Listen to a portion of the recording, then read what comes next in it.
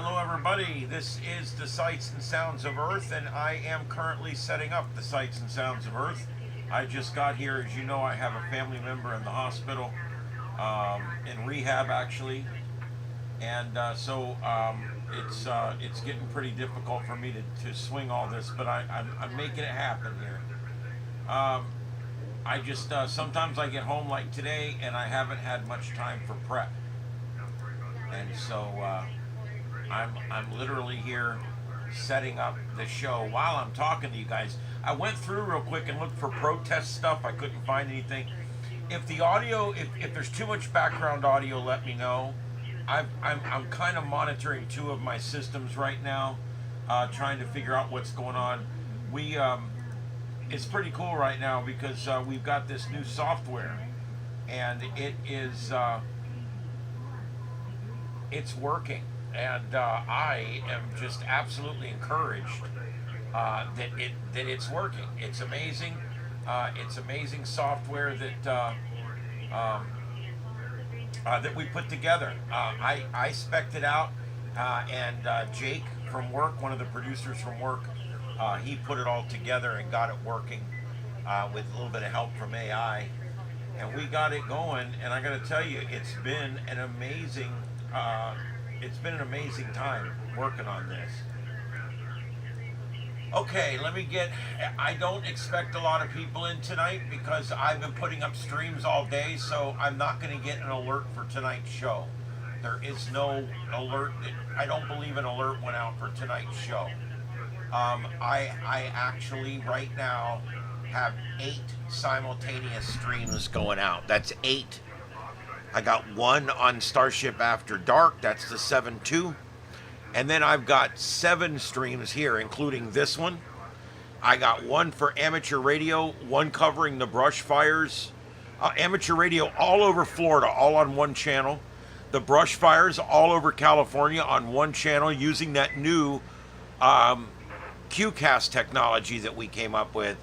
And then we've also got scanner coverage in New York, in Chicago, in Baltimore, and scanner coverage out of Los Angeles.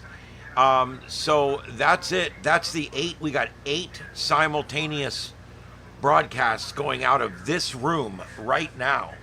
And I do want to take this opportunity to welcome everybody. This is Starship Adventures. My name's Ian. And I've been working all day today, and I had to leave and come back. But I worked this morning to get the rest of these up, and we've had a couple of crashes and situations we're working through. But the point is we're doing great. You can see each of the systems here. 1, 2, 3, 4, 5, 6, 7, and then this computer is 8. We have 8 simultaneous streams up. Show me someone else that's done that. This is kind of. I know it's not a first for like EarthCam or something, but for a small private broadcaster like myself, this is great. And each stream is picking up viewers, so it brings up my overall viewer numbers. It also provides some great streams for folks so that they can listen to things in a new way. This QCast technology, our tagline, we've decided the tagline is going to be. We wanted to find something that would be simple and explain it in the tagline, and so what we did was we decided to go ahead and go with QCast technology, and then the next line is never miss a thing.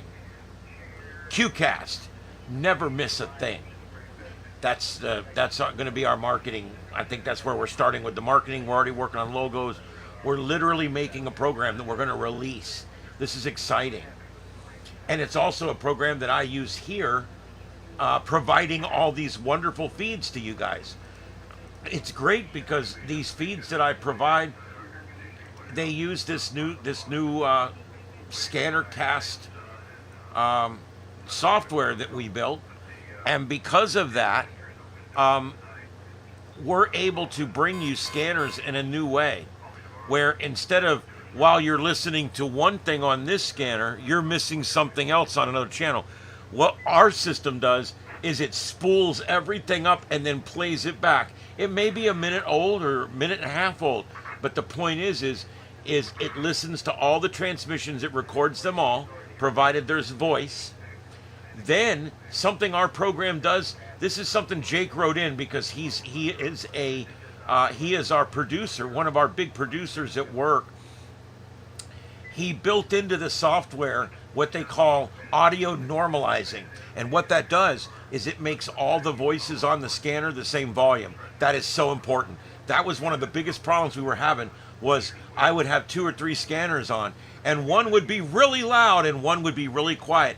And even on the individual scanner feeds, some of the scanners that they're scanning would be high and low, and it would make it really difficult to listen, especially when I have them on the left and the right and they're talking all over each other. With this new system, comes in on both channels, the same thing, so you can listen without headphones again, and it just spools everything out so that you hear transmission, transmission, transmission, transmission, transmission, and it's steady, just like that.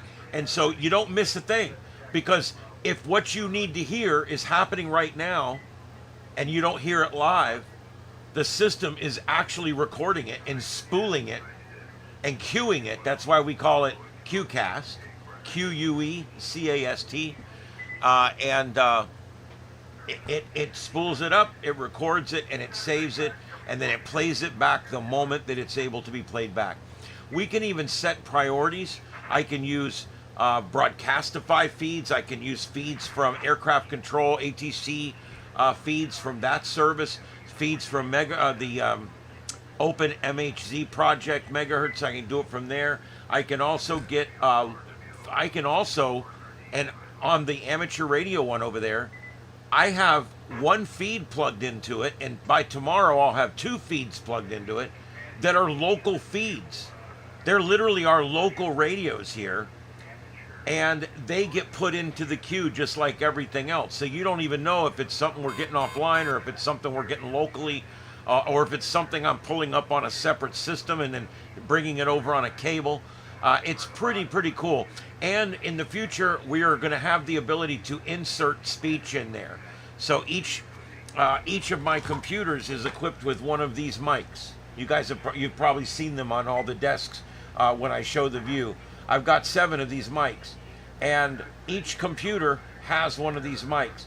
And what you're able to do is walk up to the computer and hit the button and talk into the mic.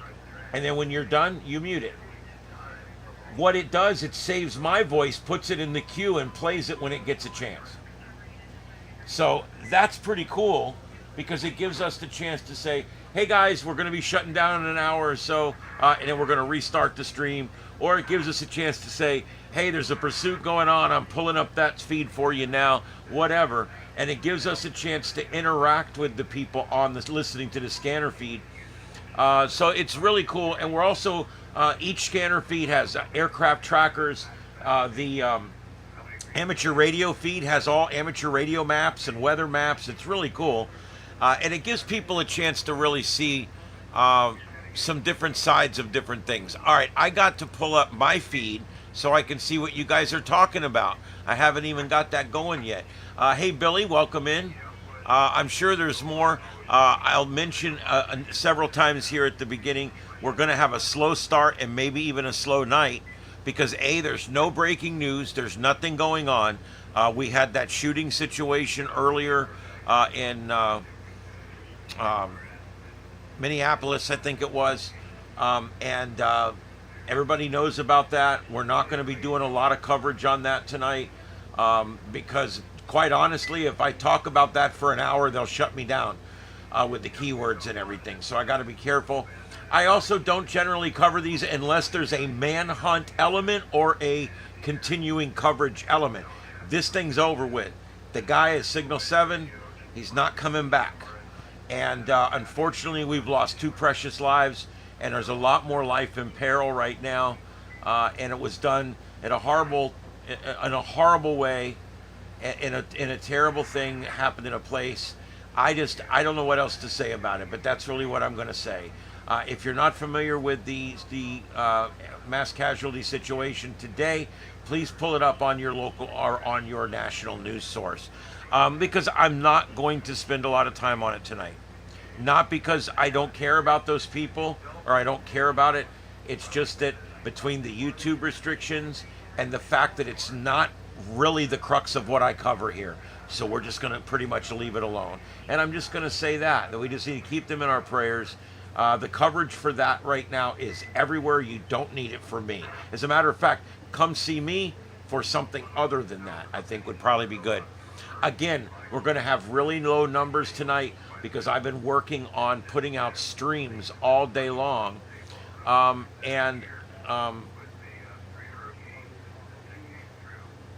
Every time I put out a stream, I use up, you only get like 1 or 2 of those announcements a day. And I put up like 6, 7 streams. I put up a couple twice. So I don't get any announcements left. So my people don't even know I'm on right now. But they'll find us. They'll get over here. They'll see that we're on in the sea of channels. That's why I'm wondering if eventually down the road, I start moving a lot of this over to Starship After Dark. I need to get that channel up to monetization status. I'd like to move a lot of this over to that channel and build that channel with it.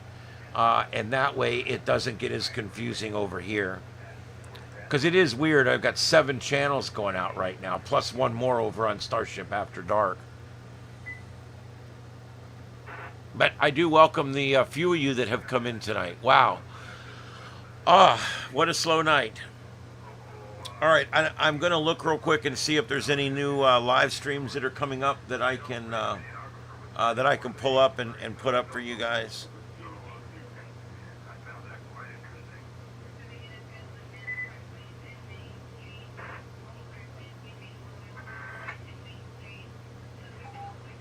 Let's see here.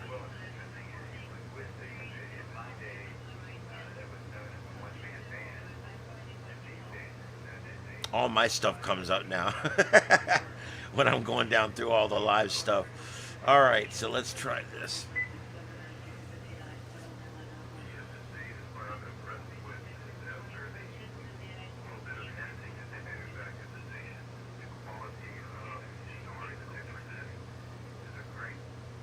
You know, that's something that bugs me.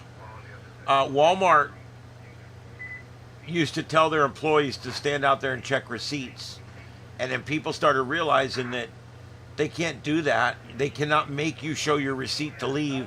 Once you pay for your items, those are your items. You no longer have to prove that you're your items. Now, if it's Sam's Club or BJ's, you do, because that's in your membership agreement. But at Walmart, there's no membership agreement. So technically speaking, you do not need to show your receipt to the person standing at the door checking or making it look like they're checking receipts. Now, I'm against shoplifting, and I understand what they're trying to do. They've actually kind of stopped doing that. They're slowly phasing that out, because now they've got people standing all around now with phones, and they can swipe left and right and watch what you're checking out in real time on the phone. And that's really cool, because they can make sure that the people are checking out what they need to check out. Shoplifting hurts us all, and I don't agree with it. I also don't agree with that lineup and harassment bullshit on the way out of the store. So if you're asked for your receipt, just smile and say no thank you and walk by. There's nothing they can do for you. In fact, the 2 cases right now where someone was eventually arrested because they refused to show their receipt, security held them there, and the cops showed up. They didn't ID. They ended up going to jail. Both of those people won lawsuits against both Walmart and the police department. So they cannot do that, just to let you know, just to put it out there. Wow. I now have like 4 people in here. This is the lowest crowd I've ever had. I don't think any of my people know that I'm on tonight, unfortunately. But I'm going to stay on for a little while, and we're going to see what happens. I do appreciate the now 5 of you that are in here. Well, It's funny, when there's breaking news, I get thousands of people in here. When there's not breaking news, I get tens of maybe a couple hundred people in here. But I get it, people come in looking for that breaking news. They're not coming in wanting to just hear my mouth. All right, so tonight we've got Skid Row over there. Skid Row from Los Angeles. I want you guys to see how the other side lives. Let me tell you something. Those people right there are in 3 categories. All right? You look at those people, 3 categories. Category number 1, people that have mental illness, and that includes addiction. And they are stuck in a never-ending cycle. And it's sad. But you can't help them because they don't want the rules of a shelter. They don't want the rules of a halfway house. They want to be able to be on the street where they can get and consume whatever it is that they get and consume. Then you got 1/3 of people that are just anti-alarm clock. They're anti-alarm clock. They don't work. They're lazy. They're people that just don't work. And they like the lifestyle of not answering to a boss, not answering to parents, not answering to family, not answering to anybody. They live on the street in a tent that they found, and that's it. And they have no responsibility. They have no care in the world, no responsibility, and they just basically exist. And then your third type are generally your criminals that are hardcore criminals. They don't even try to get jobs. They survive as criminals on the street, and that's basically where it is. So a lot of your quote homeless people, or whatever you want to call them, bums, I don't care. A lot of them are that way for choice. A lot of them are that way for mental illness. And a lot of them are freaking criminals. Okay? But there's all 3 kinds of people out there. And there's still good souls out there. I don't know. I don't know what the answer is. I know if you give them food all the time, next thing you know, it looks like this. You know why it looks like that right there? That's where the Christians stop and drop off the food. Now, I'm not trying to be a dick, but I'm just being honest. The reason that the reason that it looks like a tornado went through a KOA campground is because that's where the food gets dropped off by all the Christian groups. Now, am I mad at the Christian groups? No. Feed the people if that's what you want to do. Makes them feel better, makes you feel better. I'm okay with that. I really am. But I'm just saying, if you don't want this, then don't bring food there every 45 minutes. You can watch this before we leave tonight. A car will pull up on the right. The flashers will come on, and they'll start handing hot food out the window in styrofoam containers. And those same styrofoam containers you'll find on the floor, on the ground, getting walked on in about 30 minutes once they consume the food out of it. It's one of those things. I'm not anti-homeless people. I just, we have to have some kind of society here, Do I think they should get rousted out by the cops all the time? No. I don't think it helps. Do I think we need to enter them into the criminal justice system over and over and over again so that we can keep warrants hanging over their head and a criminal history that will never allow them to ever get a job? No. But that's what it is. And I'm not going to go through this. We did a long discussion about homelessness the other night, so I'm going to stop right now and leave it there. Hey, Brandon, welcome in tonight. We are short, and I'm going to tell you why. I've put up about 15 feeds today. We've got 8 active feeds right now out of the studio. And because of that, I did not get I had no notifications left. So I literally, no one was notified that I'm live. So don't feel bad. It happens. It happens. I'm going to stay on for a while. We'll see who comes in and we'll talk about whatever. We do have some storms on the radar, but not much. Let's go ahead and take a look. We've got a few severe thunderstorm warnings, 2 now. 1 in Minnesota, 1 in Colorado. So let's go to Colorado first. We have a severe thunderstorm warning currently on this supercell heading southeast. And there you go. You can see it moving east and southeast. And a lot of energy with this one, but no tornado warning yet. And it is moving away from Denver, Colorado. And so it's going to be moving over this way into Kansas. Okay, so we're going to come out of Colorado into Kansas with this one later on tonight. However, there is no areas that we're really worried about tonight for severe weather. There just really isn't anything that we're that worried about. Let's go to Minnesota now. We got we got a weather statement here, and now a tornado, or I'm sorry, a severe thunderstorm warning that's been issued for this supercell. I don't see any J-hooking here or anything, yeah, I don't see any rotation. So this is just a pretty strong thunderstorm here that is moving towards La Crosse. And it's going to, let's see, is it affecting, it just went through Stewartville, and it's in some fairly rural areas there. That is up there. Okay, so that's what we have as far as weather, those two systems. That's it. All right, so I'm going to go back to that other one because that is the bigger system. So let's bring this one in. We'll leave it here on this while we look at some other things. Now, we talked last night about the tropics. Now, the tropics, unusually quiet for this time of year. I'm just going to be totally honest with you guys. The tropics are unusually quiet for this time of year. I've already had people tell me, oh, everything's screwed up, the world's screwed up. No, this happens, guys. We have some years where there's significantly less storms than other years, and we also have situations where we'll have lulls in the activity, and then suddenly it'll be very busy again. We'll have a year like Andrew hitting in Andrew hit in August, and that was the A storm. So think about that. They had no hurricanes until mid-August. Not a single tropical storm until mid-August. So this happens. It's not a big deal. We're really right about on schedule.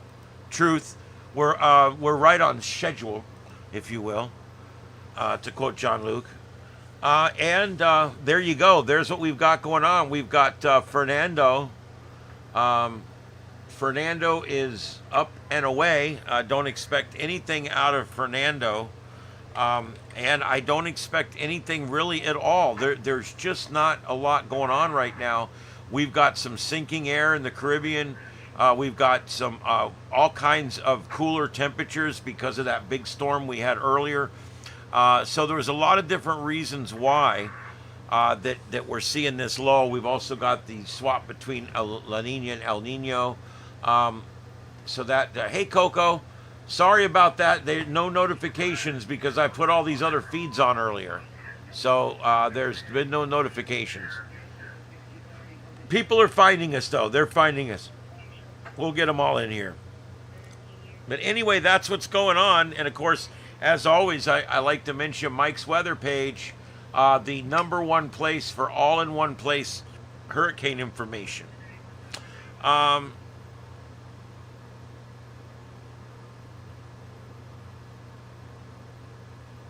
Yep, we're coming into a La Nina. It's likely. Water's expected. Yeah, so there you go. I don't know.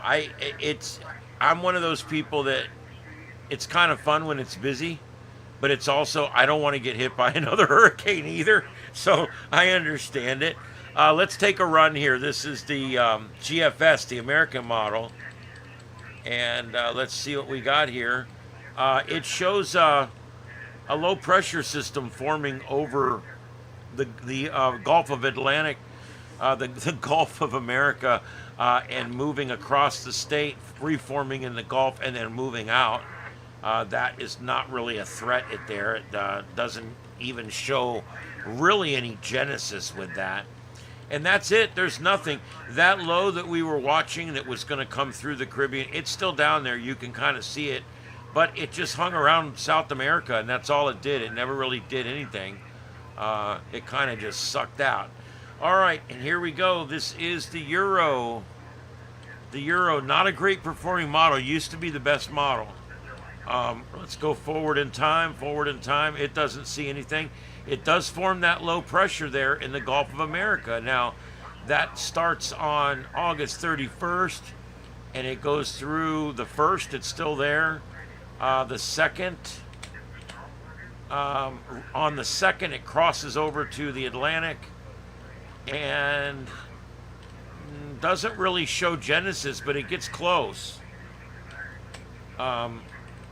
So again, that low pressure forming around the peninsula of Florida on two different reliable models. Let's check the CMC out. We'll run this back to now. And here we go. We go forward.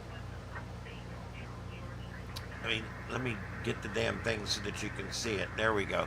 So we move this thing forward, and I don't see anything forming up there. There's that low pressure right around Florida again.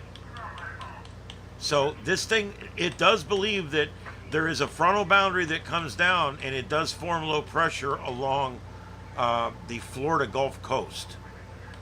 But if anything were to form there, it wouldn't be anything dangerous or scary, I don't think. All right, it would probably just be one that would form at the last minute and not be that big a deal. All right, any questions on that? Throw them in there. Hey, Victor, what's up, buddy? I ran out of announcements. You know, the first one or two times you go live, it sends out a thing, and then after that, it doesn't. And I've got all kinds of videos on tonight. I'm very impressed with our system. It's working. Our system is working, and I'm very happy about that. So I'm gonna give you guys a little look behind the curtain here. You guys ready? This shows you. This is something this gives people strokes right here, and I don't know why. You're my friends. I want to show you. This is what the back end looks like. Here we go. Look at all the lives we got going on. I got a live for what we're doing right now. That's the top one. That's this show we're in now. I got Los Angeles scanner, all the Florida amateur radio repeaters that are being streamed. There's like 50 repeaters on there. Emergency coverage. This is 15 different locations around California where active brush fires are going on. And you can listen to it on that new QCast program that we have. Same thing with New York. New York's on the old system because it's on my Linux machine. Baltimore on the new system, and Chicago on the new system. So there you go. Look at this. We got all this stuff going on here. And we are getting views. Most of these went online just in the last 4 or 5 hours. So we're starting to get some views. That Chicago one, people love that Chicago scanner, boy. That's one I try to keep going. But I like to show you guys kind of what it looks like. That's what the back end looks like when you've got 7 lives going out on one channel. And then, of course, I've also got a live over on Starship After Dark. Please go over there and give that a like and a subscribe as well, if you don't mind. That's our backup channel, and we are trying to get it going right now. So if you guys could go over there and throw a like and all that on there, I really appreciate it. Here's the link to that. This is the other channel, and you guys can throw a like and a subscribe on there. I'd appreciate it. And enough of the plugging.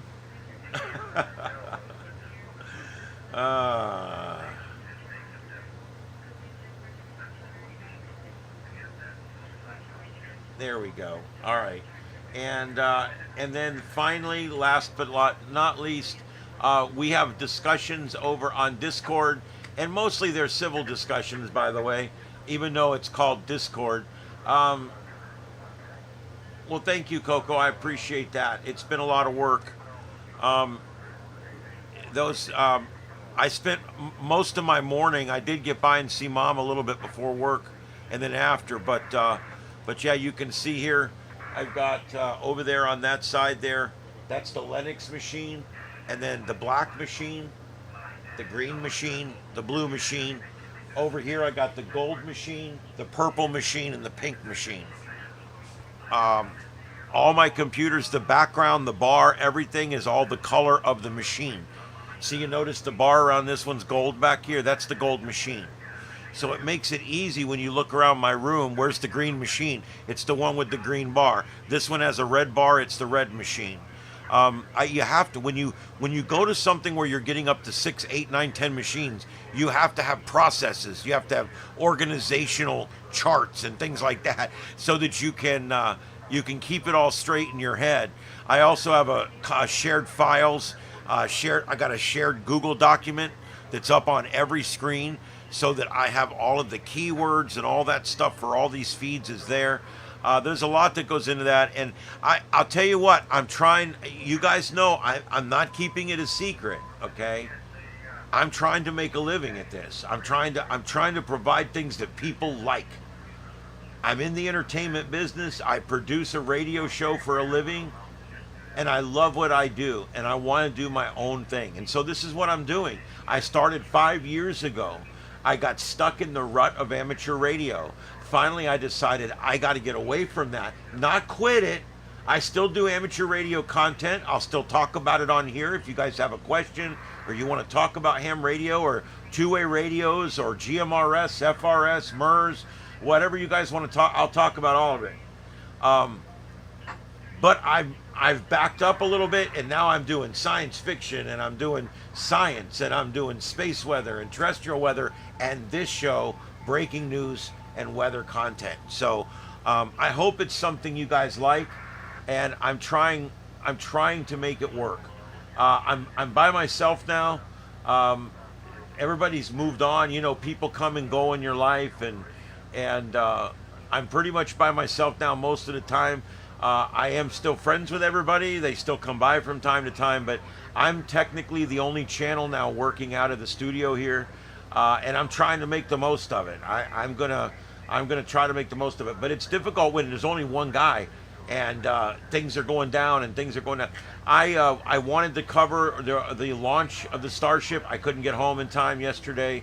The shooting today, I was made aware of it, and I was getting ready to go live with coverage, and I would have to miss seeing my mother ambulate for work just to get a couple hours of coverage on, and I decided it wasn't worth it because they already had the gunman, the situation was over, and once again, if it's not a manhunt or an active situation, then it's really out of my purview. I don't get into, like, I'm not doing the criminal shows, you know what I mean? Hold on just a second.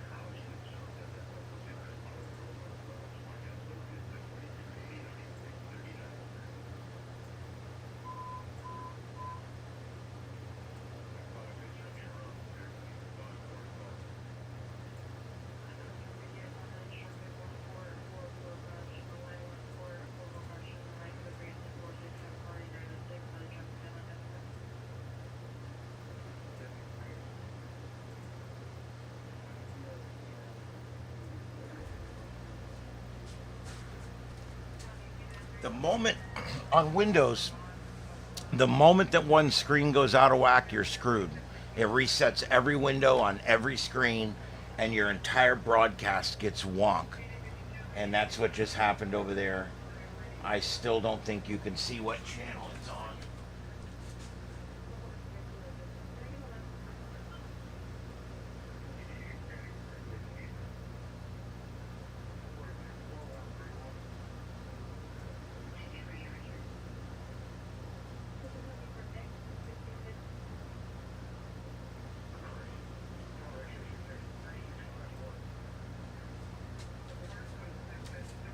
All right, there we go. Now it's working.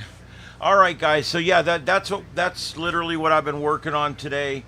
What time I had was trying to get all of these computers up and running. If I can keep everything running and get it to where I can keep these things running all the time, people will find them, and you'll get 10, 20, 50 people on there, and next thing you know, I can build more computers. I'm wanting to replace all these thin clients with towers, these gaming systems. I'm the next big check I get, like if something big happens and I get a big huge check from YouTube, which has happened a couple times, I'm going to buy everything I need to build 2 more supercomputers, and I'm going to build supercomputers. And each one's going to have 2 32-inch screens. I'm probably going to reorganize all this over here again, and I'm going to put in more systems and more screens. I want to get to the point where the thin clients are all going to be down to 1 screen, and then the gaming systems will all have multiple screens.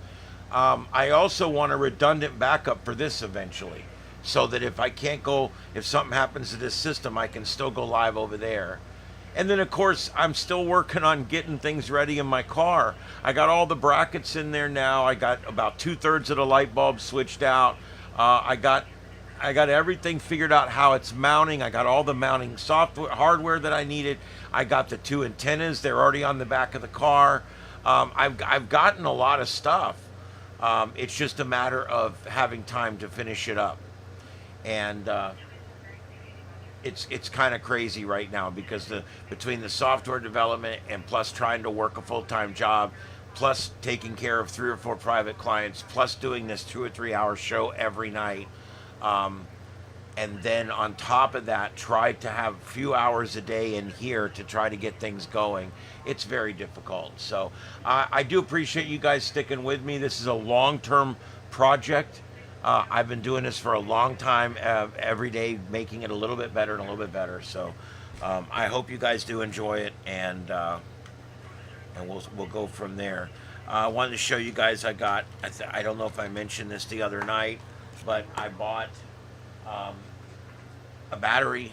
These are called battery eliminators. And what I needed a couple more radios here locally that I could receive certain channels on, right? And I'm out of mobile radios that I'm not using that work. I'm out of them. I don't have any spares. So I do have a bunch of these older radios that I bought. Nothing wrong with this radio, it still works, other than the battery's completely dead, and I don't know if it'll charge or not. It's a 5-year-old battery. But I can take this battery off of this. This, by the way, is a tactical battery. And I can take this battery eliminator. Ooh, that was a hell of a power spike. I can take this battery eliminator and eventually get it to go on here. When it goes on, now look, my radio plugs in using this. I got 2 of these, I think for $11, I think it was, 2 of them. The other one's already down there on the NI4CE system. And my other red radio is down there. I got it hanging upside down like this. I got an antenna on it, and I have the microphone, the receiver plugged in to the small plug. The big plug's the microphone, the small plug is the earphone. Why they did it that way, I don't know. If they did it the other way, you could plug a standard earphone in and you could listen to it, but they didn't. So the earphone is actually the smaller one. So if you've got an earphone that has the 16th inch jack on it. It'll actually plug into that top one, and you can listen to your Baofeng in your ear. They also make a plug that plugs in here that plugs into your computer, and it's an input output, and you can actually use your radio with your computer. I've got one of those. It's like 12 bucks. There's a lot of really cool stuff that goes in and out of this port, including your programming. All your, when you program these radios, it's all programmed in there as well. All right, so anyway, I just wanted to show you guys that. I got these, a battery eliminator. They work really well. There's no actual battery in here. It's just an empty box that has the contacts, and it even has dummy contacts on the back, which I don't think do anything. This plugs into your cigarette lighter, and now you've got a regular. I wish the wire was a little longer. It's not that long, but you can still plug it into your cigarette lighter and use it in your car. Remember, these things suck. They always suck, and they're always going to suck. So if you're going to use this in your car, you want to get an antenna that you can screw in here and put on the back or the top of the car. All right, that's what I got for that. That's the battery eliminator I bought for that. I still have things like this thing back here. I haven't even had a chance to figure out how to use it yet. There's not a lot of straightforward videos on how to use it, and yeah.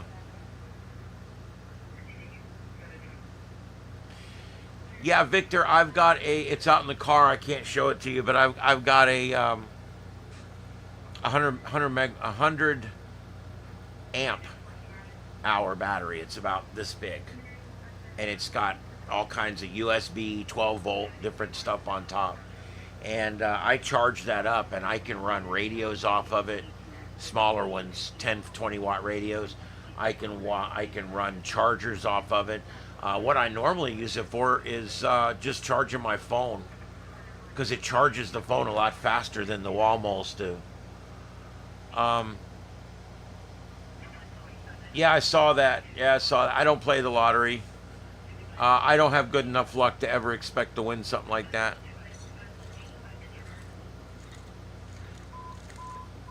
I'd rather have the dollar I have than risk the dollar I have for $10. It's the way I was born. It's the way I've always been. I don't gamble. I don't play cards. I don't do any of it. I used to love playing chips at the station, but the moment the guys would start betting money, I would quit, because it was no longer fun for me. My money's very important for me. Money equals freedom. Money equals success.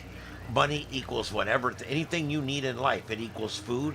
It equals healthcare. Money equals everything. And so you just, yeah.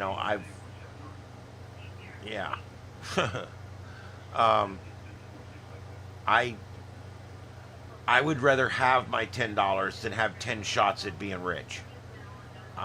Because with my luck, it would never happen.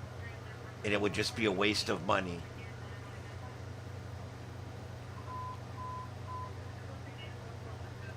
Dom, we try. Some nights it devolves a little bit, but I try not to get down in the weeds too much. I certainly try to stay away from the politics. And yeah, most of my regulars in here are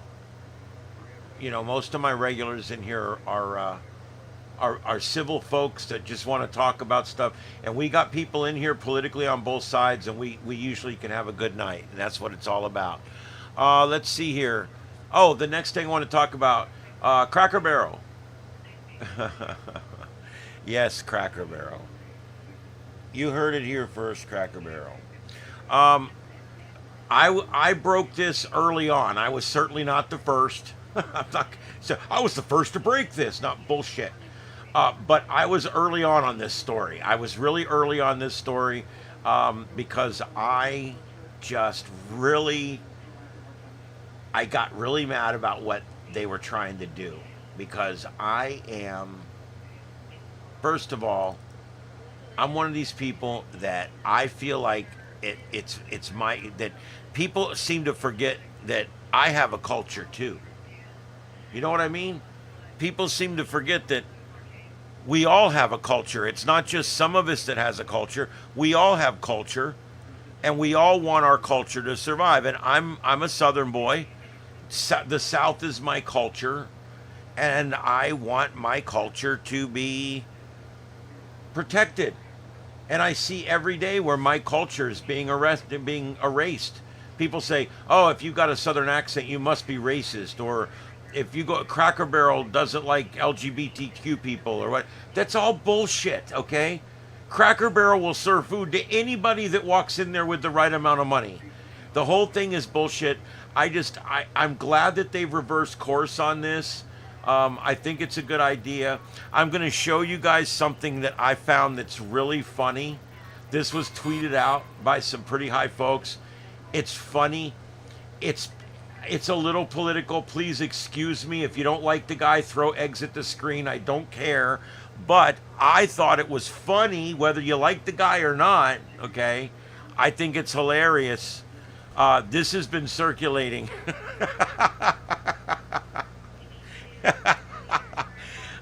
It's stupid. I just thought I would show you. I just wanted to get a good laugh, right? I thought it was funny. I thought it was hilarious. Anyway, so yeah, Trump made the suggestion yesterday. He says, "Look, guys, I'm a businessman." This is not his exact words. I'm paraphrasing. "I'm a businessman.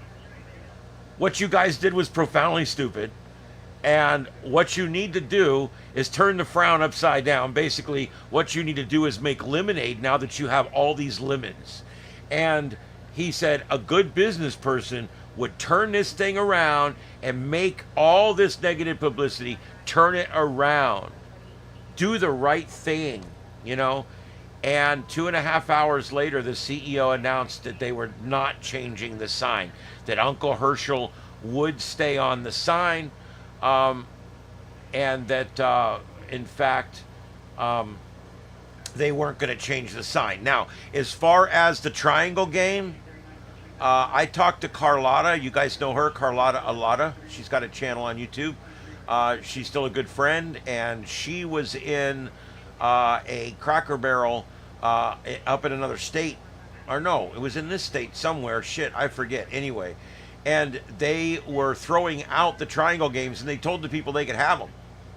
And she actually's got one of the old triangle games. And I'm like, well, you better hold on to that, because that's going to be worth something. Because the new triangle game, the old one says, if you leave one pin, you're a genius. If you leave 2 pins, you're pretty smart. If you leave 3 pins, you're a little ignorant, or whatever. And if you leave 4 pins, you're stupid. And if you leave 5 pins, you're an ignoramus. It's funny, okay? It said that on the back for the last 50 effing years. They changed it. They're getting all new ones. We'll see if this sticks, or do they keep the old ones. What the new ones say: miss 1 pin, you're a genius. If you get all but 1 pin, you're a genius. If you get all but 2 pins, you're doing okay. And if you get 3 or more, just try again. It's okay. And it's like, oh my God, seriously? A participation trophy? I mean, nobody loses anymore. You know, when no one loses, nobody learns. You don't learn shit when you win the game. You learn how to be a good sportsman when you lose the game. And you have to act like a gentleman when you're so upset and enraged inside. You want to go over and punch that ref in the mouth, but you're not, because you're a good sportsman, and you want to be professional and be a good sportsman. What the hell's going on out there now? Oh, it's mosquito control. Oh yeah, sit in front of my house all day long. The cats are out there watching the mosquito control truck go by. Sniff it up, guys.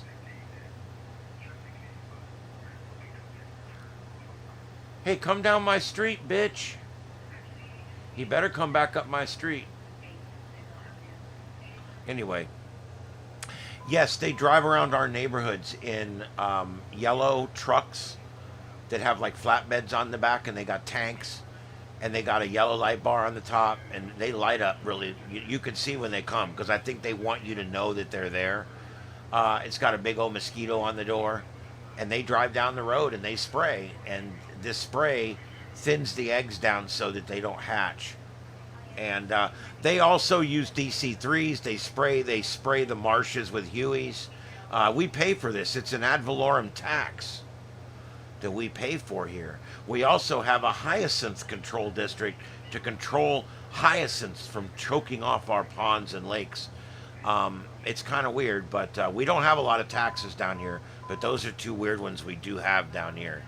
We have a mosquito tax, but everybody gladly pays that sumbitch. I've never heard anybody say, I'm sick of paying mosquito control. No, what we're always saying is, when is that damn truck coming by? It's been days. Yeah.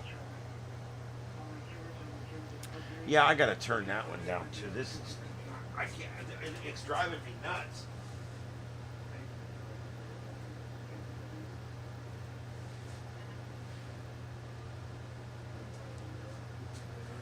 I think everything is still up. It does look like everything is still up. And for those of you that are hams, I put SSTV over on the 7.2. Oh, there he goes. He did come down my road. Spray it up, buddy. Yeah, kill those sumbitches. Junior, they're working on eliminating the property taxes in Florida. I hate to give you all the bad news that don't live in Florida. I already told you guys we have no income tax down here. The taxes are some of the lowest taxes in the entire country. And they're now talking about just upping our sales tax and getting rid of property tax. So in other words, we would pay 12 or 15% sales tax, which sounds like a lot. But residences would have no property taxes at all. You could own a house here and there's no tax. You would actually own it. Because think about it, if you own a house, you got to pay tax on the house every year or they come take it away. So it's really not your house. Oh, that's cool. Yeah, I mean, there's some things that an HOA could do for mosquitoes, especially in common areas. But here, it's a county-wide effort that involves a fleet of DC-3s and Hueys that probably flew in Nam, okay? And these trucks that drive around all night spraying. And they go around during the day, and they have this long scooper. And the guy, believe it or not, he can open his door and he can scoop the ditch without ever getting out of his truck. And he hits the thing and it comes up to the truck. He puts the thing in there, he tests it, he bags it up, sticks it in the thing, never gets out of the truck. And they check the mosquitoes in every ditch to see how many larvae they're finding in the ditch. Then they have another truck that looks like, remember the Blues Brothers? Remember the big old speaker on the top of the old police car? Hey, watch the good old Blues Brothers. We remember that? Okay. Well, that's what this thing looks like. A big old bullhorn speaker on top of a truck. He drives around every night. He has a set drive that he does every night. And he's got a bag that goes on the back of that thing. And it collects mosquitoes. And they will drive from point A to point B, stop, get out, take the bag off, seal it up, throw it in the thing. Put a new bag on there, go from B to C, get out, take the bag off, put the cap on that one, throw it in the bag. And when they get back, they take that bag of dead mosquitoes and they take the lid off and they dump it out and they count not just how many mosquitoes, but there's 37 something varieties of mosquitoes, and they want to know whether it's the saltwater jobs or the dolly whoppers or the big brown ones. They want to know which ones they're dealing with. We have lots of mosquitoes down here. And then that data tells them what they need to get the permits from the federal government and the state government so that they can add poisons or move things around and things like that. And they have a board of commissioners, and they spend a budget, an ad valorem tax budget. Yeah, you can eat a lot of garlic. That helps. Oh, really? Drops of water? I don't know if I would. I don't drink water as it is. Everybody always says, try flavored water. I'm like, no, because it's still water. And then I get people tell me, you know, you really should drink water instead of Mountain Dew. I said, do you know that Mountain Dew is 97.365% water? It usually shuts them up.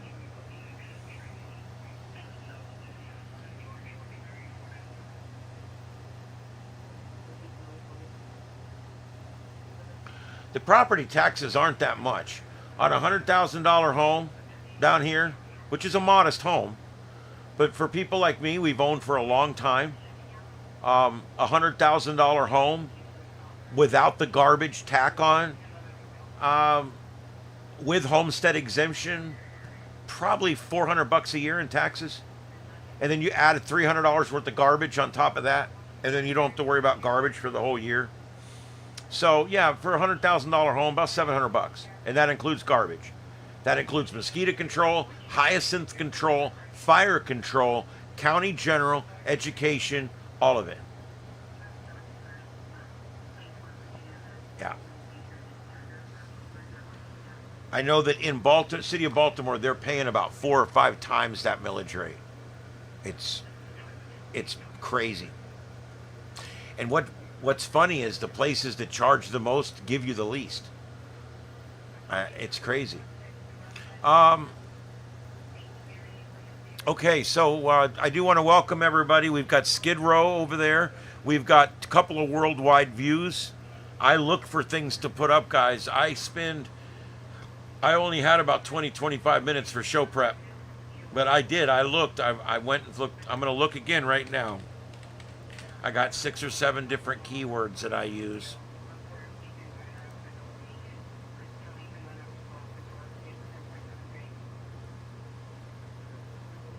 Oh, don't tell me. Okay, here's that guy in California again. Guess what? He's heading to the protest.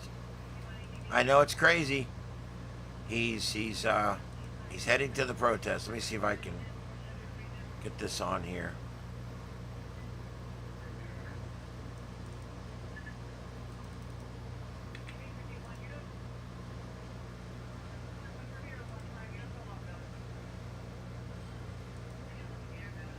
I'll find something to go with it, but yeah, there it is.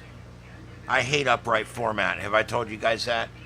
Upright format is the dregs of the universe. It needs to end.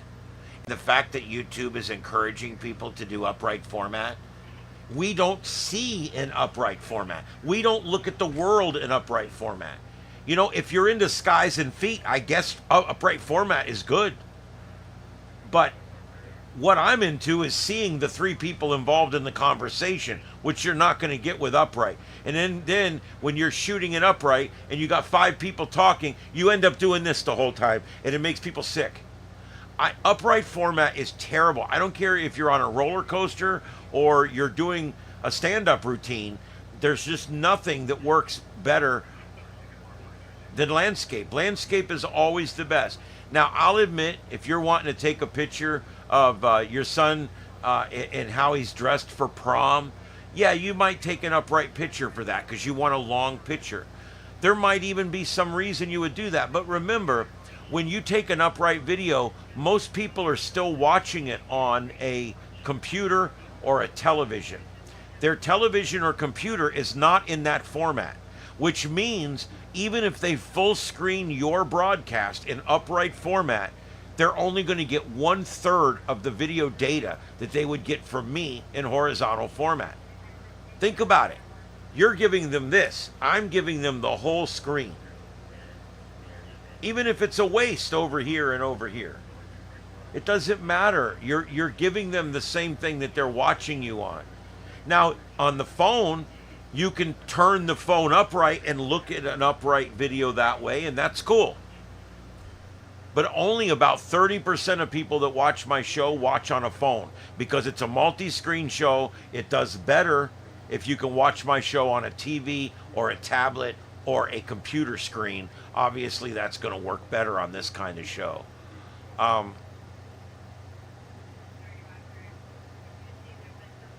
Yeah, up at my cabin, there is no garbage pickup, and there's actually private garbage men. And I can pay a guy, $70 a month, and he'll come or whatever. I don't know. I'm pretty far from where he's got to bring it to, so probably $50-$70 a month. I could pay him, and he'd pick up my garbage. I pay $345 a year right now for my garbage down here. It's kind of ridiculous. Whatever. You do have to pay to have your shit hauled away. Our county up there in the mountains, they haul the garbage off. They take it to another county. They don't even bury it in our own county. We have a garbage depot, a transfer center, and they charge you $1.50 a bag. I love how they talk up there. So how much, sir? It's $1.50 a bag. $1.50 a bag. Thank you. One of my favorite scene on South Park. You know, I love South Park because it's so raw and cutting. And South Park, they destroy Democrats and they destroy Republicans, and that's why I like South Park. They're an equal opportunity shot taker, and that's why, that's why I absolutely love South Park. I just absolutely love South Park, and one of my favorite scenes in there, Sylvester Stallone comes to town. And he walks up and he's got this guy standing next to him, and you kind of figure that must be his handler or whatever. And he walks up and he goes, "Hey, boys." And the guy standing next to him goes, "Boys, Mr. Stallone would like to know if there's a good hotel that he can stay in somewhere in South Park." It is just a hilarious scene. And they do that. Anybody that has like a thick accent or they're hard to understand, in South Park they have an interpreter, which I always think is hilarious. Yeah, when I was a kid, my uncle burned his garbage out there, and then they would bag up the cans and stuff, whatever was left. About once a month, they'd bag up the cans and take them off to the dump. Thing is, our county, about 30, 40 years ago, our county went to a county-wide garbage pickup system that is managed by the county. The bills are paid by the county because you pay taxes. It comes as part of your tax bill. And then the county pays this company to do it. And then every 3 or 4 years they get in a big fight and they hire some other company to do it. But the one we have now sucks. They're just terrible. I see them pick up my garbage, and then I see them pick up my recycle and dump it in the same truck. So I'm like, I went out there the second time I saw him doing it. I went out there, I said, "Why are you putting my recycle in the garbage truck?" And the guy looked at me like I had two heads. And he's like, "What?" I said, "You just put my 2 recycle containers, you just dumped them in the garbage truck, the same truck you just dumped my garbage in." He goes, "Yeah?" I said, "What do you care? I'm taking it." And he got in the truck and drove away. So I called the county. I said, "Look, I'm not filing a complaint on my guys or anything, but I just want to know, do you guys normally pick up the recycle and put it in the garbage truck?" And they're like, "No, we would never do that." And I'm like, "Would you like to see the video?" Anyway, the guy came out here, showed up at my house, and he's trying to get the chain off my gate. And I walked out there. I said, "There's a reason why you can't get the chain off my gate." He said, "What's the reason?" I said, "The padlock that's on the chain." So don't come in my yard ever, number one. Number two, I'm just letting you know in the future, I'm going to throw everything in my containers and bring it out here. I don't care what container it is. My recycle containers are slap full of garbage right now. I don't care. I've been dumping garbage in those for 2 weeks. I dump garbage in them, and then I wheel them both out there, and they stop by and they put them in the garbage truck. This whole recycle thing is a joke. And our county had a story about a month ago where they can't even find any place that wants our recyclables. We've got them stacking up everywhere. So what are they doing? They throw your recycles in the garbage because they have nowhere to put them. They're stacked up and nobody wants the shit. They can't get any price at all for it.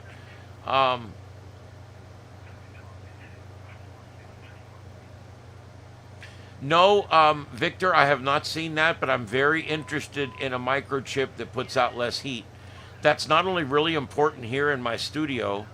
I got a big air conditioner up here that's like for a hotel room. That's important for me, but it's also really important for our AI server farms. They're building these server farms at a record rate right now. Yeah, it's like, okay, so you're not going to take the recycle. Oh, well, we're taking it. You're just taking it with the garbage. Really? Then guess what? I'm not going to cycle out. They want me to put the number 6 plastic in there, but not the number 8 plastic. And they want me to put only this kind of plastic, but not that kind of plastic. And no, this kind of cardboard, but only if it's clean cardboard. We don't want dirty cardboard, or we only want corrugated cardboard, not cardboard. And we only want, and then we want, when you start looking, it's like, you know what? F you. I'm going to put it all out there. You guys can do whatever you want with it once you take it away. You can go through it. You can see what I do at night. I don't care. Just take it away. That's all I care about. Just take it away.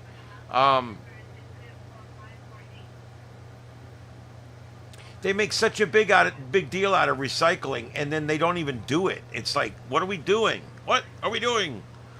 I don't know. Anyway, all right. So there we go. This is supposed to be a live anti-ice protest at Little Tokyo City Hall, but this is not Little Tokyo City Hall. This is that federal detention center again in Los Angeles. That's where we're at. So let me go ahead and add that onto here.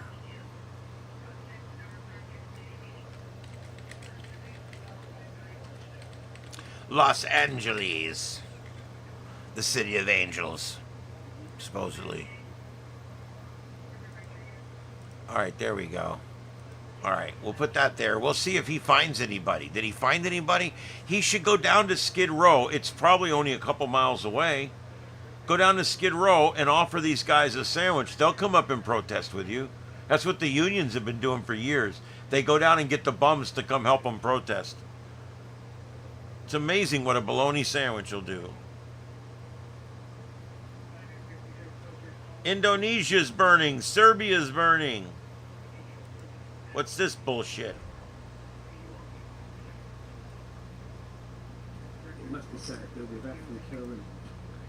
Holy hell. Holy hell. Where's this guy at? No description. Thanks for the description.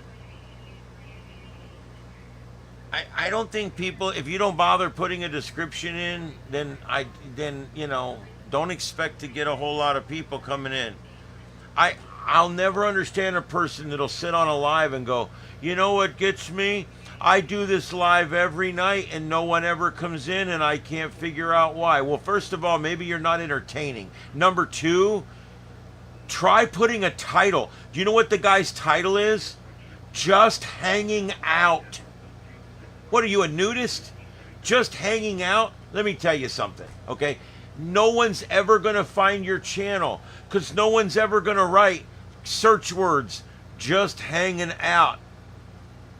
I mean, you got to put words that are good keywords. That's one of the biggest things is you got to have good keywords in there. Hey, Cali Prepper, what's going on? And Galactic, trying to see who else has come in. I don't want to miss anybody when you guys get here. And Comms Prepper, these names are still screwed up. I don't know what's up with that. It's nothing.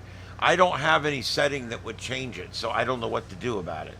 But anyway, there you go. And guys, we do have a Discord channel. Please check that. And we have a server, I guess it would be, a Discord server. And we're over there doing our thing. You guys can check that out. I post what's going on with the show on there, what's going on with the channel. I also post updates for space weather, science, terrestrial weather, all kinds of different stuff in there. You can check that out and all that good stuff. So let's go ahead over here and check and see what we've got going on. That severe thunderstorm that we were watching here in Colorado has been allowed to expire. We do still have one left, and this one is in Oklahoma. Oh,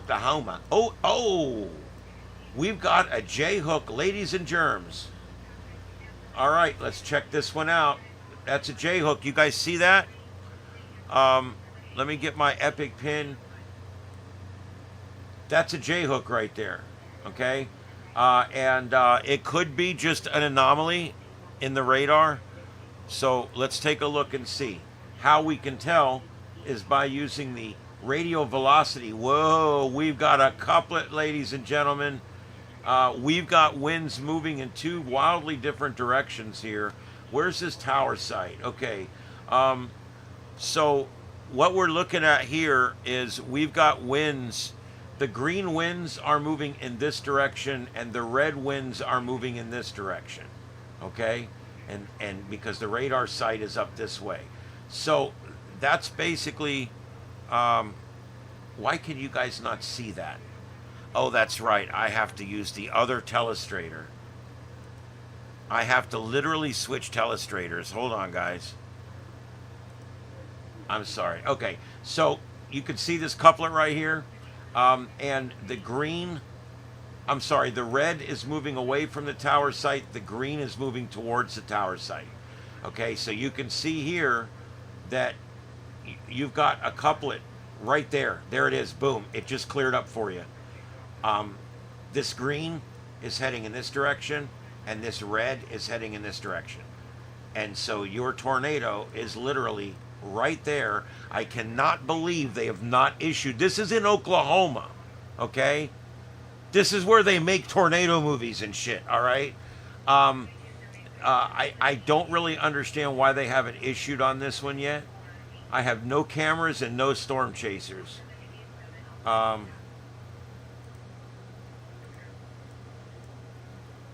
This thing is going to, it looks like it's going to cross 64.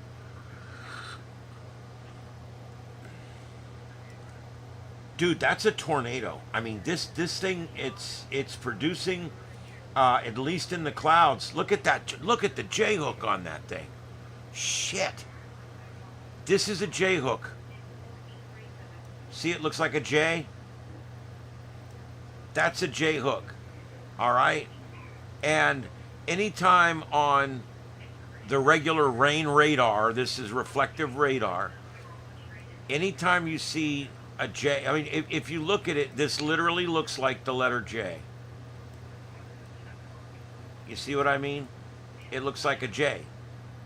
Oh, I lost one of my screens.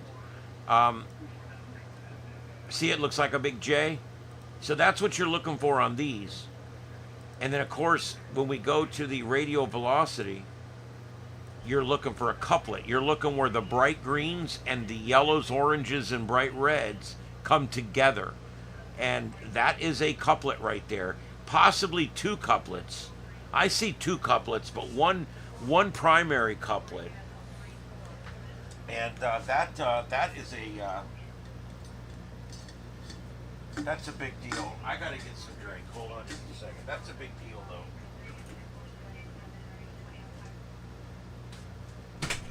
Buying this little fridge for out here is the best thing I ever did.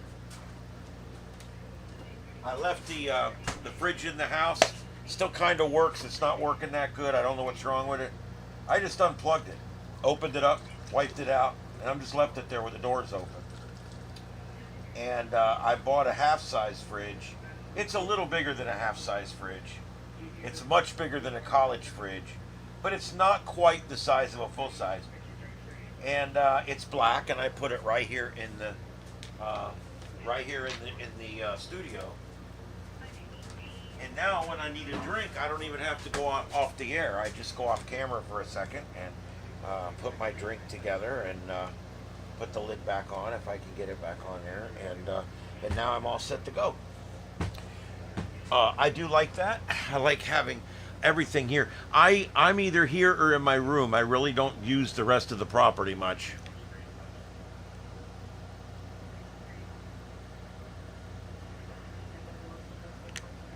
Yeah, and with the shit economy, although starting to recover, but with the shit economy, it's actually mountain lightning. Okay, the next frame just came out, and that couplet is not looking near as bad as it was just a few minutes ago. So I'm going to leave this here, and we'll keep watching this. In the meantime, I've been watching the fires out in California, and there is a bunch of different fires going out there, and I'm not going to just go fire to fire to fire. But just so you know, I do have coverage up right now, and I can see that it's working over there. But I got coverage up right now of the scanners and all the different fires, and it's working, and it's spooling, and it tells you which fire or what department or whatever on the thing. I've even got the CAL FIRE management channels and stuff in there. That's another thing. This fridge will do a lot better on my generators. I got 3 generators, but it's still difficult to keep this studio up and keep the house up and everything else during a 10 or 12 day power outage.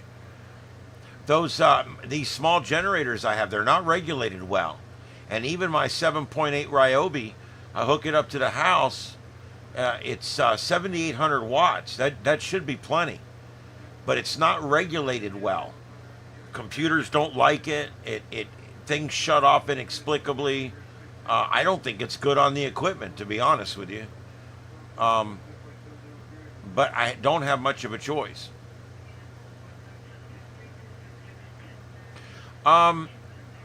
What is my opinion on firewalls or virtual private networks for computers? Well, VPNs are nice, especially if you're in Florida and you don't feel like giving Pornhub your driver's license picture. That's fine. Your virtual server, your VPN, they work really good for stuff like that. I like the anonymity of it, but I don't use one all the time. It slows me down. What I do is all legal, so I don't like, I'm not even doing like BitTorrents or nothing anymore. Everything I do now is above board, and I don't really care to get in trouble. So I just do it all like normal. But if you're in an area where you need a driver's license to look at porn, use the Brave browser and the Tor. Open a private window with Tor, and then suddenly Pornhub thinks you're in England and you can watch the thing.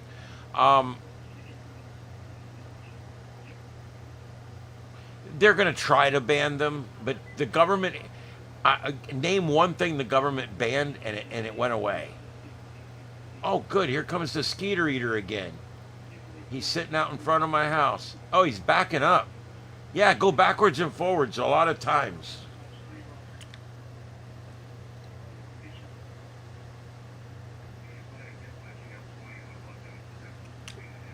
We actually have a name for them. We call them skeeter eaters. Oh, he went back. He came down by my house, back up by my house, and then went down the other way. So I've actually had him go by my house 4 times now. So that's good. I'm happy with that. Poison the shit out of everything. Yeah, they might want to ban VPNs, but how? How? I mean, there's no way. Yeah, there's nothing wrong with using them. I think they're great. They slow you down a little bit. Because everything you do has to go through a server on the other side of the world and back again. So there is going to be some loss of speed. So you just have to decide where you want to be on that.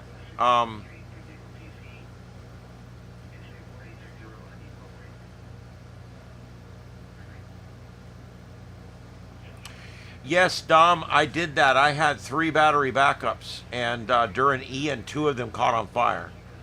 After they ran the generator for so long, and one of them quit working while we were still on generator power, and the other one, about a week after we were back on mainline power, started smoking and almost caught on fire. I had to drag it outside. So yeah, the batteries are great, but the generator seems to really mess them up too, but they clean the power up for your computer. So I'm looking at some options here, but there is no cheap options when it comes to uninterruptible power. There just isn't. All right, guys. Let's do a little reset. My name's Ian. This is Starship Adventures, and we are live in North Fort Myers, Florida. And this is Starship Studios, where we are broadcasting 8 continuous high-definition streams out of this room right now. And you can see them all around the room from the Linux machine. We've got Windows machine, 3 of them there, 3 of them over here. And our goal here is to provide a unique look at things using scanners and different kinds of, and we actually wrote our own program called QCast, where we actually spool up transmissions and then play them out so that you get to hear everything and it's not all jumbled up. I do still have a set of bunker gear. I'll admit it. I do still have a set of bunker gear. I still have my leather Chief's helmet. And I still have my my hat, my lieutenant helmet. If you guys want to humor me, I'll show it to you.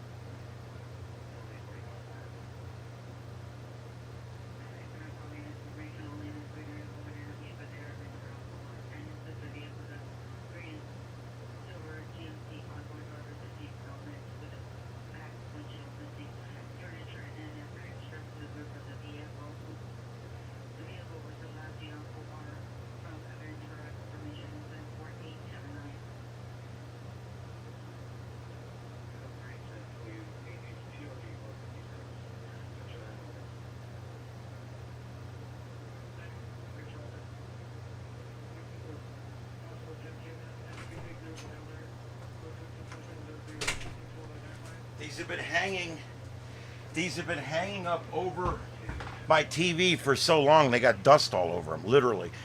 This had a cover on it, but there's my, there you go. How's that? Do I still fit? Does it still work? I don't know. Yep, this is my my Chief's hat. And yeah. I don't know. I always loved these hats. We hardly ever wore them.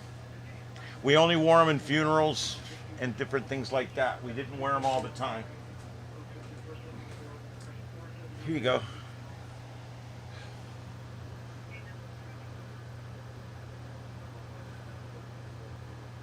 There's my name and everything. And yep, that's my helmet. Leather helmet. 100% leather. These things freaking weigh, man. Holy shit. Look at that. Yeah, still fits. Of course, they're easy to adjust. But yeah, there's my and there's my helmet. I did it for a while, guys. I did it for a while. I retired full career. While I was a firefighter, I was a part-time cop. I was also an emergency manager on the disaster response communications team. And I volunteered at another fire department across the river because they were a small volunteer department. And I worked part-time at dispatch during certain seasons, and I did intern work with the county emergency management. I had no wife. I had no kids. All I did was go to school and work and go to disasters. No, it is not Bayshore, New York. It is Bayshore here in Lee County, Florida. It's Bayshore, all one word. Bayshore Fire Rescue District. It's where I worked my whole career there. Started there as a volunteer. After about a year of volunteering, they picked me up full-time. I was 18 years old. I was the youngest lieutenant in Lee County when I was promoted to lieutenant at age 21. And then I was the youngest person to ever be a fire chief when they promoted me to fire chief I was age 32, I think, 33, and I was the chief of a fire department. So yeah. Um,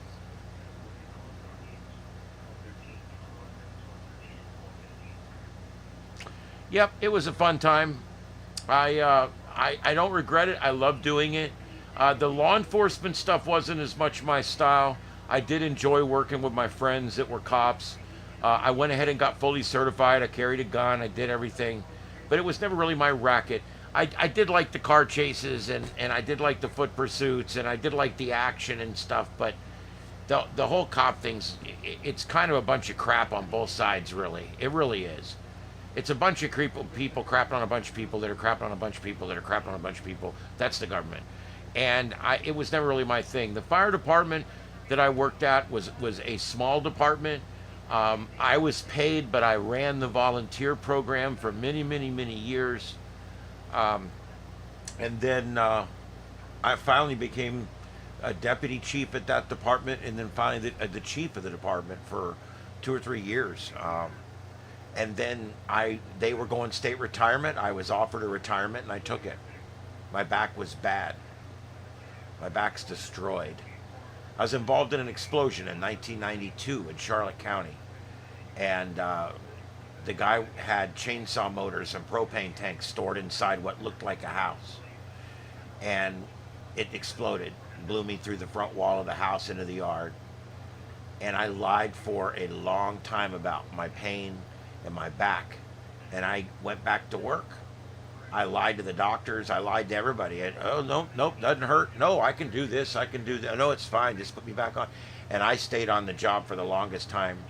Now I'm retired from a small department which didn't have much of a retirement program, and I can't claim any kind of disability, nor would I. But I can't claim a disability because I lied for 12, 13, 14. I lied for 15 years to stay on the line. So I can't go back and claim anything at this point because I literally worked in absolute agony for 15 years so I could stay on the line. I, to this day, wear a big black brace for my back. And I have another brace I can wear on the top if I have to. But yeah, my back's ruined. I used to go to work at the fire department wearing back braces and stuff disguised as other things. All the guys I worked with knew. I would take off my uniform shirt and I had this, like, it looked like a bra with no cups on the front. And they're like, what the hell is that? And I said, look, my back's ruined. Let's just leave it at that, you know. And I wore that upper brace almost every day after that accident for the rest of my career. And now that I don't, now I'm at a point in my life where I don't need the upper that much. But the lower one I wear every single day for the rest of my life. I'll wear it. Because I'll never be able, my back will never quite be able to support me completely. If I'm in a chair, I'm doing fine, it's all right. But if I have to walk a long distance and I don't have that belt on, I'm screwed. Before long, my sciatica's all messed up. I got a leg that's not working. I'm tripping and falling on myself, and I'm hurting. So yeah, it's kind of a messed up thing. But I don't regret my service at all. I don't regret my service at all. I love what I did. I love the community that I protected, and I do not regret anything about it. I'm glad I did it. I'm glad I served. I'm proud of my service. I was on the first crew to pull in after Hurricane Andrew. I did all kinds of stuff with that. I worked down there. Strangely enough, I went in high school. Brian was my band director in high school. He wasn't much older than me. He graduated from college and immediately became our band director at like a young age. And I was in his band. I played trumpet for 3 years for him in band, and used to love marching. We were the sharpest marching band in the county. He ran a sharp band. Wasn't all that dancing horse shit. It was a military style band. It was really cool. And the funny part, years later, I walk into emergency management because I want to work there. I want to work there part-time, and they're doing some stuff. And I walk in, and there's my band director sitting there behind the operations desk. And I'm like, what are you doing? because I had heard he became a cop. I'm like, what are you doing? He's like, oh, I don't know. Like, I was a cop for 8 years. It became boring, so I went to 2 years of college and took this job.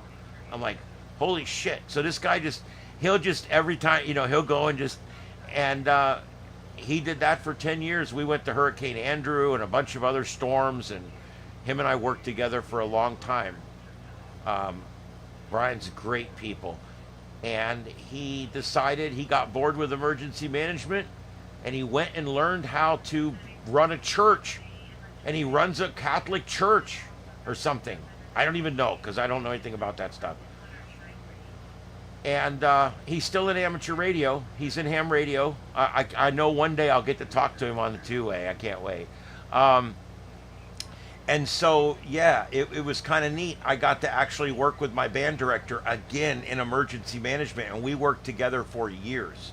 And then he went off to go do the church. And a new guy came in named Khan. He's a lot better than the one in Star Trek, though. And I worked for him for a few years, too. I used to love our emergency management. Great people. And I was just really into coordination and establishment of things. Like, I spec'd out and helped install a TV system through the entire building where you could see what was going on. You could see weather maps and information screens and stuff. This was before we even had flat screens. These were all 19-inch tube televisions hanging from the ceiling. It was amazing. There was a lot of neat stuff we did with emergency management, and it all paid off. We ended up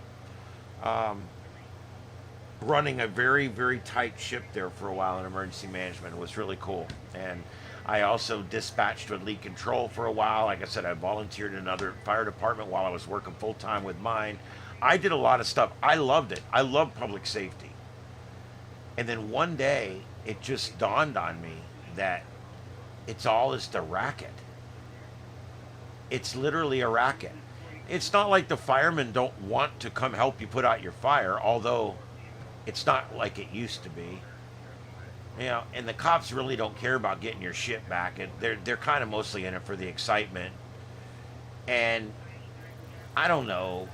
Government's just, I don't know. It's not really a conducive place for things to get done. And you know what? I'm glad I got away from it. I've been out of government now for 23 years. And I'm glad.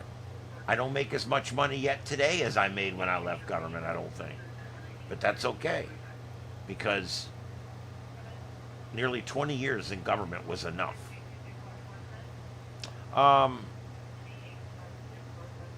Yeah, so there you go. That's what I did. I collected fire antiques. I still have a lot of them. I love the fire service. I love the history behind the fire service and everything like that. But that being said, I got to the point where it's like, I really just, I just don't want to do this anymore. I really don't. And that was kind of where I ended up, just like so many do.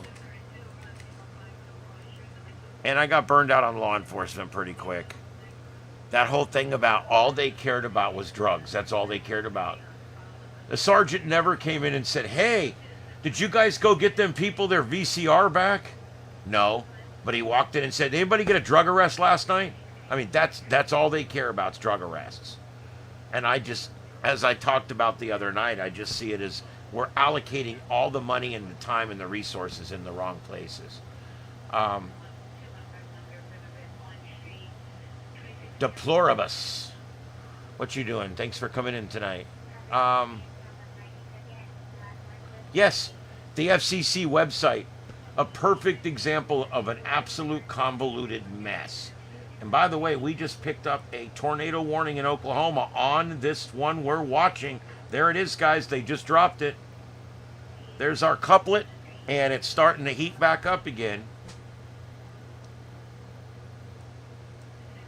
Let me see what county this is in. Let's see if we can get any sound.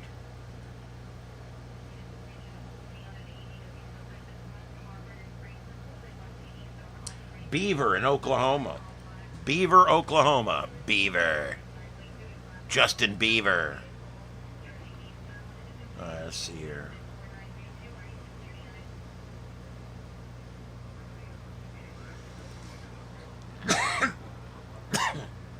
Come on, browse feeds. Oklahoma.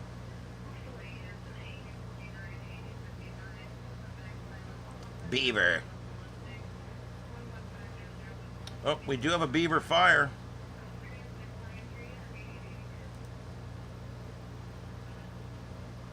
All right, I'm putting that up. Let me switch the audio source.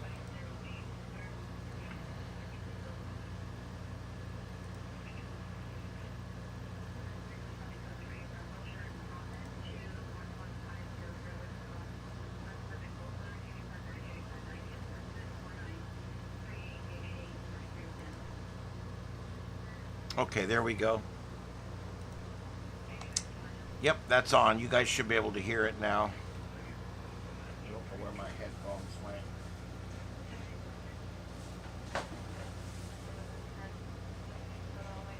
My headphones were under my condiments box. I love I love condiments. I'm one of these people that like I judge a restaurant on by their condiments. Like I love Arby's because Arby's sauce is just so good, and so I actually like a place based on the condiments, and so I actually have a big box down here with dividers in it, and I have all of my different condiments in there. Everything, Taco Bell, Chinese food, Oriental, Americana. I got it all scheduled, all set up. I even got vinegar in there for fries. Um, they put a Charlie's cheesesteak in my Walmart, which is right on my way home, and this is screwing me up. I'm telling you, I can't stop going there and getting them little. For $10, I can get a nice amount of fries and 6 little, pretty big nuggets. They're like 3 bites a piece. To me, that's worth the money. All right, so there you go. Let's see. I do have that Beaver County up.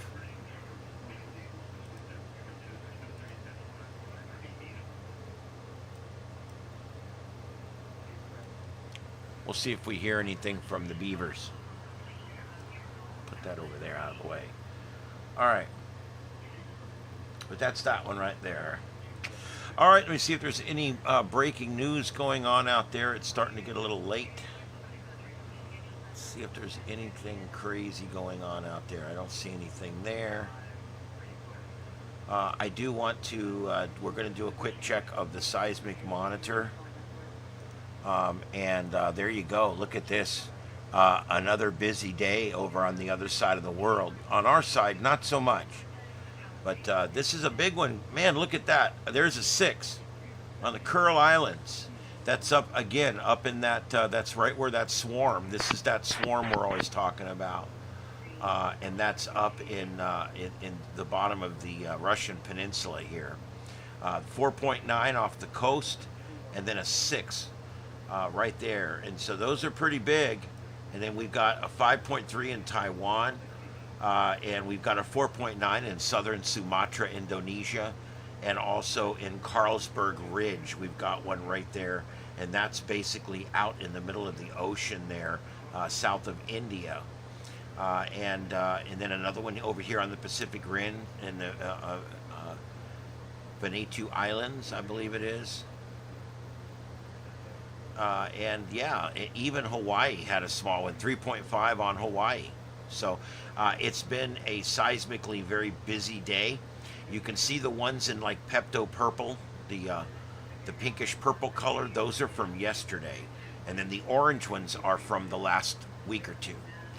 But you can see there, my God, this was a huge one down here. Drake Passage. This is south of South America. This was 2 days ago, and this was this was a week ago. This one was in Drake Passage down there, but that was a big one. 7.5 is big enough to produce a tsunami, but apparently it did not do that. All right, so there we go. And also in Mongolia. Mongolians! Okay, that's a South Park reference, sorry. So anyway, there you go. That's that. And let's get back to the grid. But that's what we've got going on right now when it comes to basically, I mean, it is what it is. It's just some days are busy, some aren't. But when we have that real big one, then we start to think, is this part of a bigger thing, or was the big thing the thing, and now it's going to calm down? And that's kind of what we're always trying to see. Um,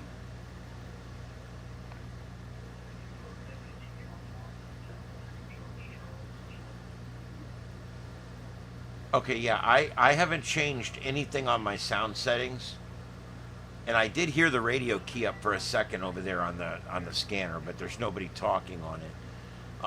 But I'm not aware of a drop in my sound. So let me know if anybody else has a drop.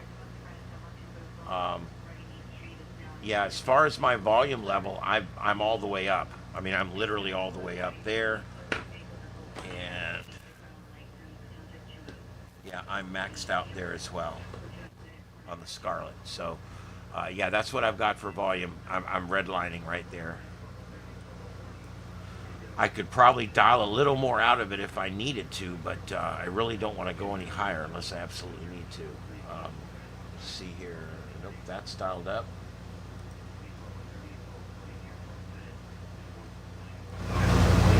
Check, check, check.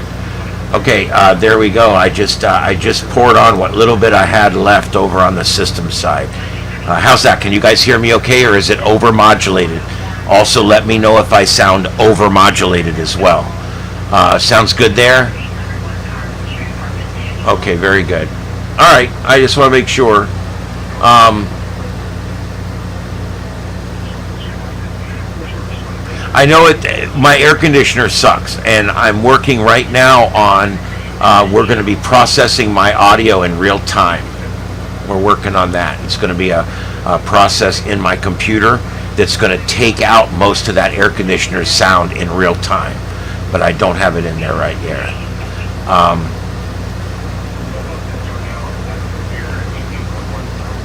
Now it's overmodulated. Okay, I'll bring it back just a little bit. Check 1 2, check 1 2, check 1 2, check 1 2. Okay, that maybe there is a little better. That still puts me up into the red just a little bit there. 1 2 3, 1 2 3. All right, that's bouncing me still right in the edge of the red. Yeah, I know there's background noise. I get the background noise. There's nothing I can do. I got the scanners and stuff on. I won't have those on tomorrow night. I'm listening to hear that they're going, and but I don't need them on during the show. It's too much. Um,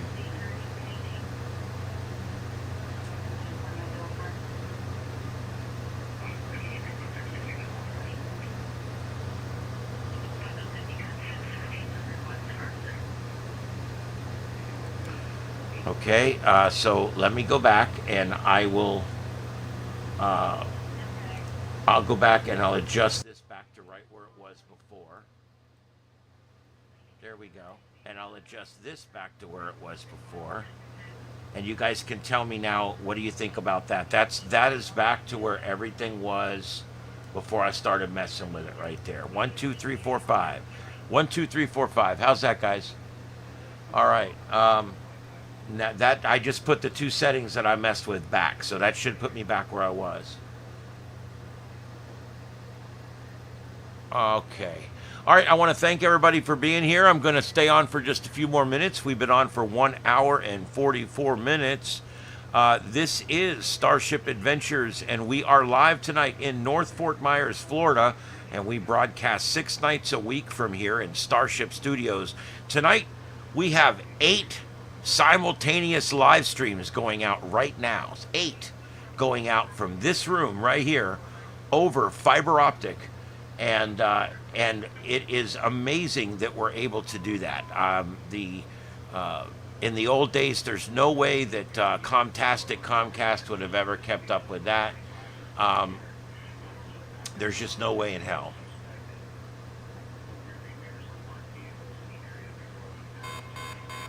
Okay, so that sounds good. All right. Um, I don't know. I don't know. I went out there a few minutes ago. There wasn't any cats, but I'll go look here in just a minute. Um, I know Ed's already in bed. He stays out sometimes during the day, and then when I come home, when I go in there to change out of my work clothes and just put on shorts and come back out here, he a lot of times will run on in and go to bed. So he's an old man.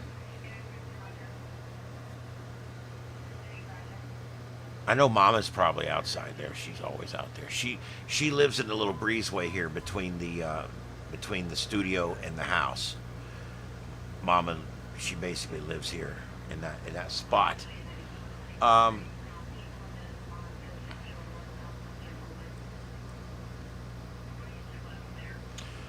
all right.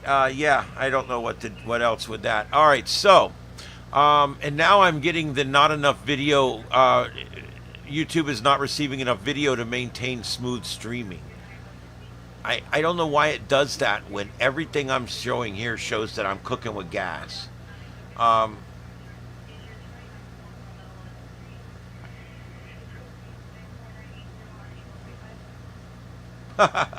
oh, Coco. Well, there you go.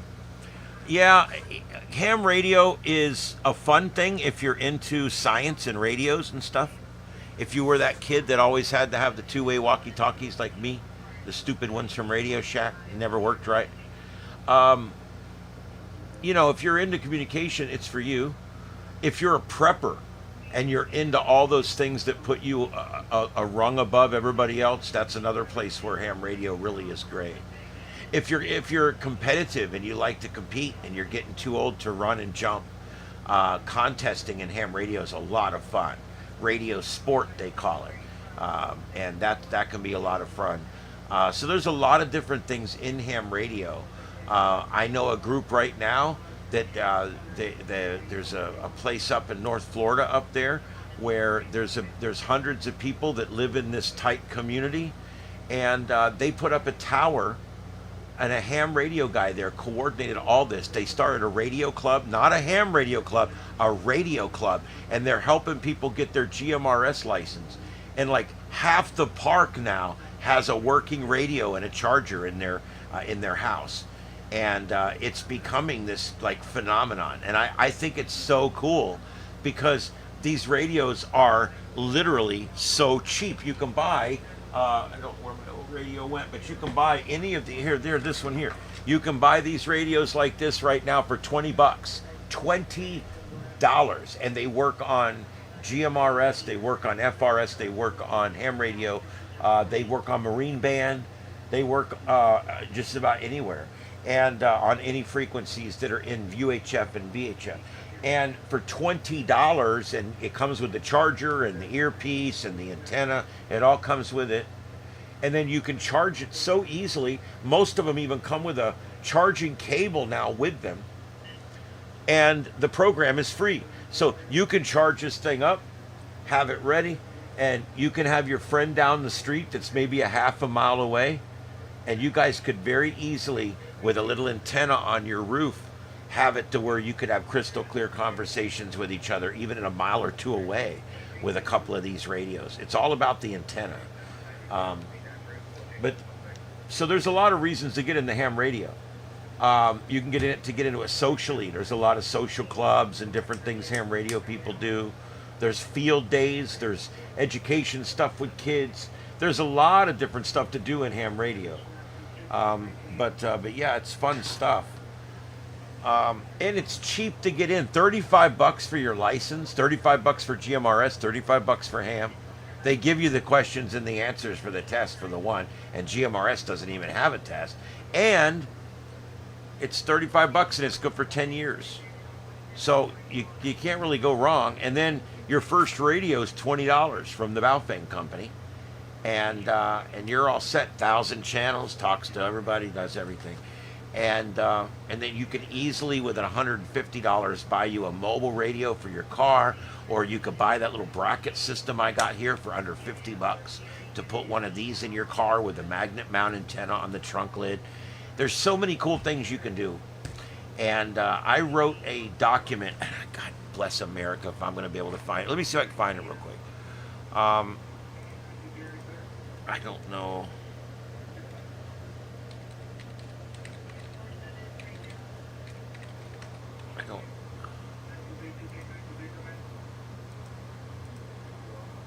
I think it's Tecton.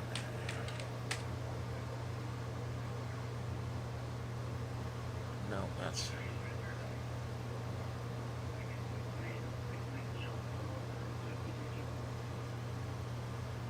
Oh well. All right. I'll find it. I'll find it and I'll find a way to share it with you. Let me just find it real quick here. I got a great thing that I made that tells you all the different things you can do in ham radio, and it's really a neat document. And I made it, and the local club even uses it now. Um, in fact, they've got it on their website. I'll just give you their link. FMARC, Fort Myers Amateur Radio Club. They got pretty corrupt a while back, but they're actually doing pretty good now. They got a good man in charge, and they're starting to get their back on their game again. I may even join back up with them if they start having good elections again. But I wouldn't. I left because they weren't having fair elections. Um,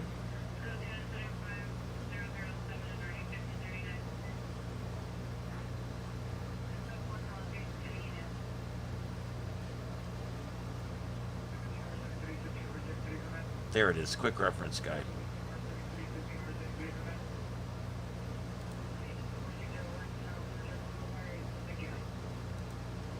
All right, let me see if this works. Let me just put it in somewhere and make sure it works. Yeah. Okay, I made this document and gave it to the club, and I even branded it for them and everything. I'm going to give it to you guys. You can see at the very bottom of it, it's made by me. This document is really good. Now, some of the stuff in this is specific to this area. Just ignore that. But the rest of it, it's a PDF. You can just take that link right there, click on it, it'll bring up a new screen, and it'll come right up for you. And in this document, you guys can see that it basically has all kinds of great information for you. And it's got everything from repeater basics, common radio modes, some good websites to know. Here's the Q codes. There's the amateur radio bands right there. Of course, our local map, that's not going to count for you. There's our local frequencies and our local nets. So this one page there is no good for you. But everything else in here will be good. Here is air lingo. This kind of helps you out with your on-air lingo. Not that you have to talk in this language. Let's see, you can go down. There's the band, different bands and what we're allowed to speak on. And then now this is the part I wanted to show you. The last page.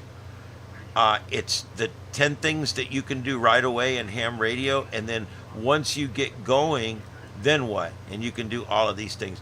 It just gives you guys a really comprehensive list of all the amazing things that you can do as a ham radio operator. Because there's really a lot of things. Ham radio is not a hobby. It's actually a collection of about 200 hobbies. And then you decide which ones you want to get into. Most hams are only into 5 or 10 things. They're not going to be into everything. Most hams are specific. Oh, I do digital modes, or I do FT8, or I do, and they just do certain things, and they don't like the other stuff. So,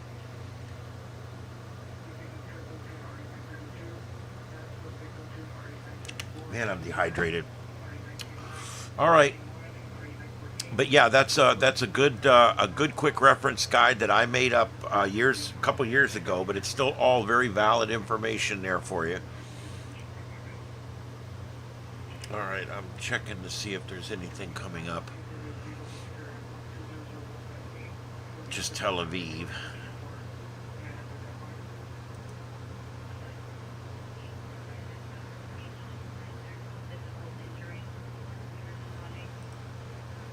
Okay, this, I don't know. I'm going to put it on here. It's probably a mistake, but this person says that he's live with, and he's back down there in Los Angeles again at the Federal Building.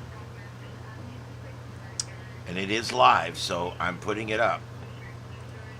I'll put it up right over my head here.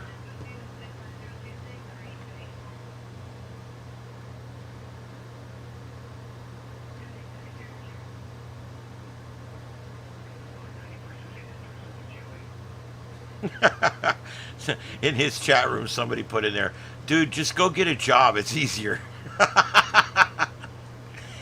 Every night these guys go back, and it's like it's like they're reliving the glory of their childhood or something. I don't know, I don't know what you want to call it, but it's like, dude, there hasn't been a protest here in 2 weeks, and every night he goes live and he rides down there, and you know why? Because he gets hundreds of hits. He gets hundreds of hits riding down to where a protest used to be held years ago, or months ago, or days ago. So I hope you guys find that quick reference guide helpful. Back when I did it 4 or 5 years ago, I put a lot of work into it. And the whole idea of that was you were supposed to print it on a piece of ledger paper on both sides.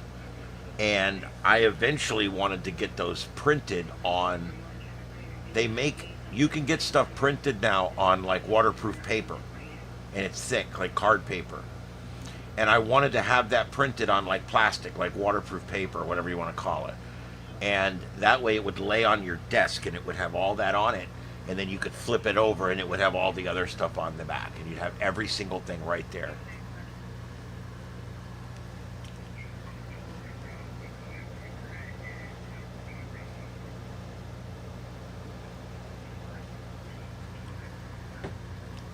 Yes, it does.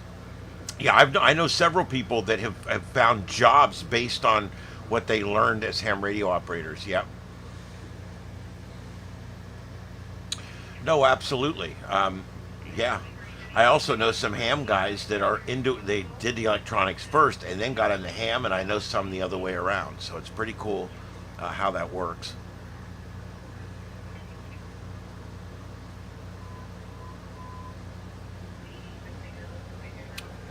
Okay, guys, I'm coming up on 2 hours and I'm really getting tired. Is there anything else?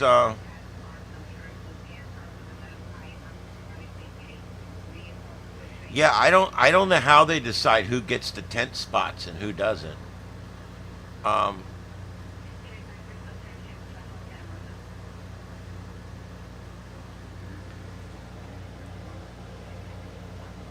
yeah. See, some of these guys they go do stuff, but they don't put the right keywords in, so I don't find them.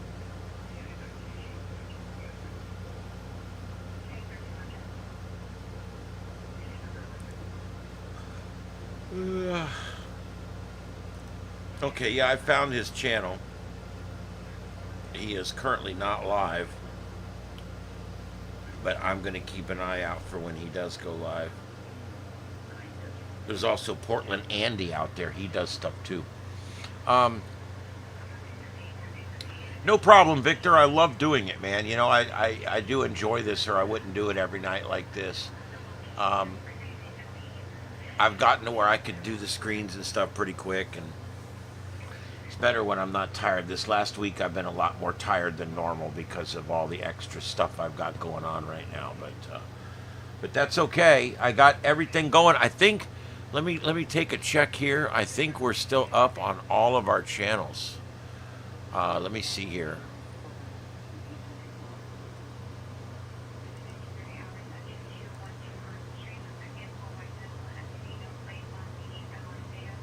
Come on. Yep, there we go.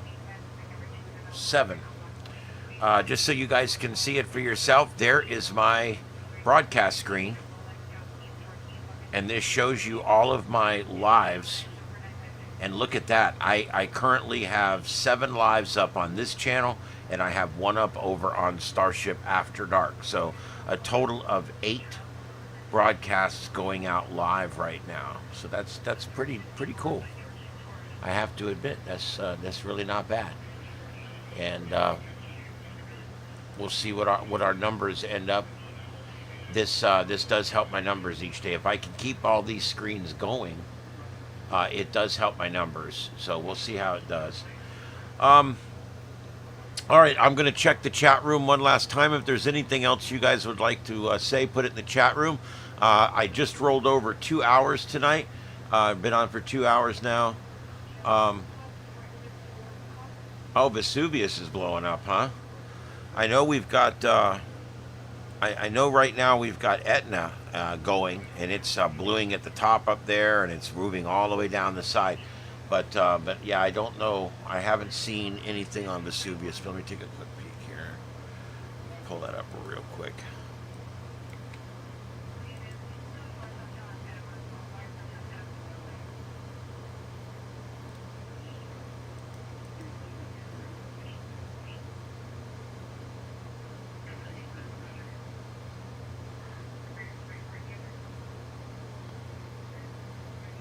Nope, I'm not finding anything active right there. I mean, I'm sure it is, but there's no camera on it. There's so many cool things that happens. We still don't have cameras everywhere yet. All right, guys, I'm going to go ahead and call it for tonight. Thank you, everybody, for being here.